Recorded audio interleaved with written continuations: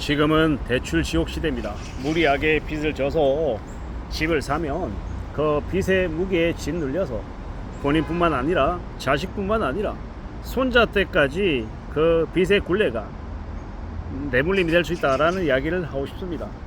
신중하게 살아가야 되고 조심해야 되고 두려워해야 되고 빚내는 걸 무지하게 무서워해야 됩니다. 그래야 삶을 살아낼 수 있다라는 겁니다. 지금은요 조심하며 살아가야 되는 시기이지 함부로 나대고 까불고 설쳐대면 안 된다라는 겁니다. 대출 지옥 시대다라고 말하고 싶습니다. 무리하게 강남에 비싼 아파트를 25억 30억 주고 사면 병신 되는 겁니다. 알거지 되는 겁니다. 지금 현재 이미 무리하게 연끌한 100만 가구 120만 가구들이 몰락을 기다리고 있다고 합니다. 그들은 못 빠져나오는 겁니다. 보통 직장인으로 살면 착각하는 게요, 자기들이 다니는 곳이 항상 만석이죠.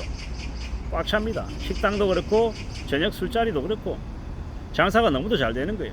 그것만 보고 살다 보면 야, 내가 가는 곳마다 장사가 이리도 잘 되는데 강화문 아니면 저기 뭡니까 뭐 익선동 뭐 종로 뭐 이런 곳에 가면 사람들이 미어 터집니다.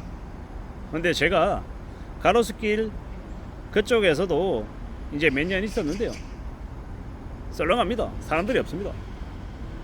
아니 여기는 왜 이렇게 사람이 없나 이런 생각이 들죠. 가로수길에서 장사하는 사람들은 전부 다 망할 것 같습니다. 근데 또 익선동에서 장사하는 사람들은 보면 또 돈을 엄청나게 많이 벌 것 같아요. 착각이죠. 근데 부동산 이제 공인중개 사무실에 붙어있는 이제 물건들 내역을 보면요, 보증금 1억에 월세가 1000만원 1200만원 이렇게 나와 있어요. 말이 안 되는 거죠. 너무 비싼 거죠. 저렇게 월세 내고 장사해서 돈을 벌어갈까 라는 의구심이 들 정도로 되게 예사롭지 않은 것 같아요. 그래서 곳곳에 비어있는 것 같습니다. 게다가 언론 뉴스나 유튜브나 SNS 같은 거 보면 되게 많은 사람들이 부동산을 사서 부자가 된 것처럼 떠들어댑니다. 10억이 없어서 강남 입성 못해서 정부가 대출 안 해줘서 주거의 사다리를 타야 되는데 주거의 사다리가 끊겼다라고 이야기하며 되게 원망합니다. 근데 잘 생각해 보자고요. 도대체 무슨 일이 있었던 건지, 앞으로 우리가 살아가는 시대가 어떻게 흘러갈지에 대해서 잘 좀 떠올려 볼 필요가 있는 것 같습니다. 앞으로 우리가 살아가는 시대에 여러 가지의 어려움과 고충과 혼란들이 아마 많아질 겁니다. 지금 2025년 9월쯤은 대출이 중단된다는 이야기도 되게 이제 소문인데 파다하게 나옵니다. 2025년 10월 11월쯤 되면 원금의 일부를 상환해야 된다는 이야기도 나옵니다. 예를 들어서 대출을 6억을 냈어요. DSR을 측정해 봤더니 그 사람이 실제로 받을 수 있는 가능한 대출은 4억 5천 밖에 안 돼요. 그럼 어떻게 한다? 1억 5천, 일부 원금인 1억 5천을 일시 상환하라고 금융권에서 대출자에게 통보가 간다라는 겁니다. 갑자기 1억 5천을 어디서 마련합니까? 쉽지 않다라는 겁니다.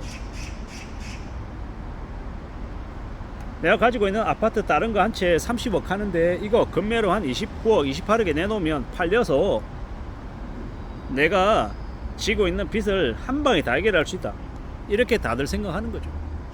근데 간과해서는 안 되는 건 팔아서 내 통장에 돈이 들어와야 그게 내 돈인 겁니다. 감당할 수 없는 빚 때문에 허덕이면서 100억대 자산가다 200억대 자산가다라고 아무리 떠들어대어 본들 무슨 의미냐라는 겁니다. 그다지 소용없다라는 겁니다. 이게 현실이다라는 이야기를 좀 하고 싶었던 겁니다. 직장인들 우르르 몰려다니면서 혼자 결정 안 하고, 같이 이제 집단 지성은 좋은 건 맞습니다만은 몰려다니면서 그 안에서 편안함을 느끼고 또 그 무리 안에서 어떻게든 발동 치고 끼어서 살려고 지내다 보면 어쩌면 독립심이라고 하는 게, 자립심이라고 하는 게 사라지는지도 모른다라는 겁니다. 그리고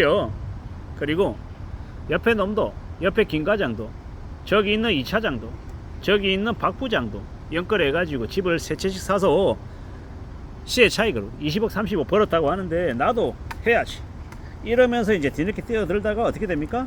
패가 망신하는 겁니다. 세상 사는 게 얼마나 어려운데 쉽게 만만하게 생각하면 큰 꽃 하신다라는 걸 계속 말씀드려도 못 알아쳐먹는 한심한 인간들이 많아요. 어떻게 하겠습니까? 인생은 각자 자신의 팔자대로 사는 걸 누가 뭘 알겠냐라는 겁니다.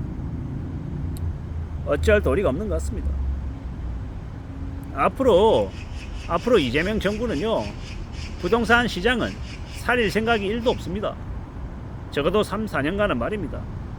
그네들은 지금 무조건 주식시장입니다. 코리아 디스카운트 해소하고 상법 개정하고 주주 완원주의 정책 계속 펼쳐서 주가를 4천이 아니라 실제로 5천 이상을 띄워서 거기로 돈이 돌게 만들어서 자신의 정부, 민주당 정부의 성과를 두드러지게 홍보할 생각입니다. 무슨 얘기냐? 자기의 열돈을 가지고 주식시장에 적어도 25, 6, 7, 8년 2028년 상반기, 1분기 뭐 정확하게는 모르겠습니다만은 2025, 6, 7은 적어도 되게 여유로울 거라고 생각합니다. 그 시기 때 좀 충분히 자산을 늘리고 현금성 자산을 확보해서 앞으로의 인생을, 앞으로의 삶을 어떻게 살아갈지를 고민하는 게 좋을 것 같습니다. 다만 대출은 안 된다. 빚내서 집을 사든 빚내서 주식을 하든 빚내서 코인을 하든 빚지고 뭔가를 하는 건 절대로 해서는 안 된다라고 생각합니다. 삶을 안전하게 살아가자. 삶을 좀 조심하고 두려워하면서 챙겨 나가보자라고 말하고 싶은 겁니다. 살아가는 삶이 어떻게 전개가 될지, 어떤 삶을 우리가 살아낼 수 있을지는 스스로에게 질문하며 많은 것들을 찾아내려 애써야 할 것 같습니다. 그리고요, 결국은 내가 생각한 나의 선택, 나의 결정에 따라 나의 인생이 흘러간다라고 봐야 되는 겁니다. 그러면 어떻게 지내야 되겠습니까? 좀 더 우려하고, 좀 더 염려하고, 좀 더 대비하며 살아가는 게 제일 좋겠다라는 겁니다. 무리해서는 안 된다. 욕심을 부려서는 안 된다. 라고 말하고 싶은 겁니다. 우리는 언제든 좀 더 두려워하고, 좀 더 염려하고, 좀 더 고민하며 살아가야 될 것 같습니다. 앞으로 한국의 경제는요, 대량해고하고 쥐어짜고 엄청 아마 성과 위주로 요구하게 될 것 같습니다. 앞으로 우리는 더욱더 힘겨워질 것 같다라는 겁니다. 어떻게 살아갈지 잘 궁리해야 됩니다. 직장인들, 한방, 비투, 영끌 이런 것들하고 아예 손절하고 나홀로 외로이 사는 게 훨씬 더 안전하다라는 겁니다. 이상입니다.